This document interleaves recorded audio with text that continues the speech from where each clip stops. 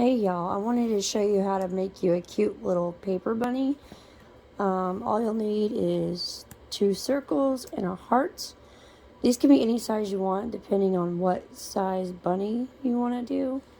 I only got one hand, so I can't glue this right now, but it's too easy. So all you gotta do is take your circles and then you're going to overlap them to make the body like this, and then the heart, depending on, how big you want his ears. Let's see if I can do this. Here, I'll do it like this. So that's going to be the ears. See, like this? This is how you're going to glue it. Let me go up higher.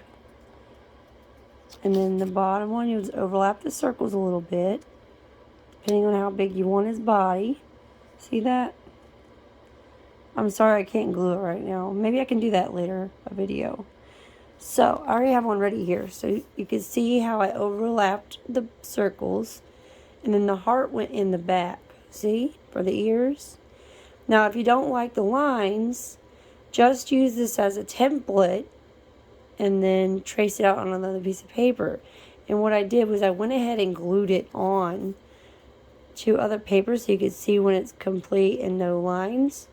And this can be either the front of the bunny, or you could put, take a little cotton ball and put it right there. So this would be the back of the bunny for his little booty.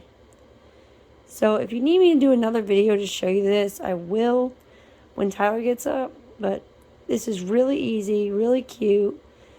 You can put a little bow right there with his ears, whatever you want to do. Add it to tags, cards this Easter.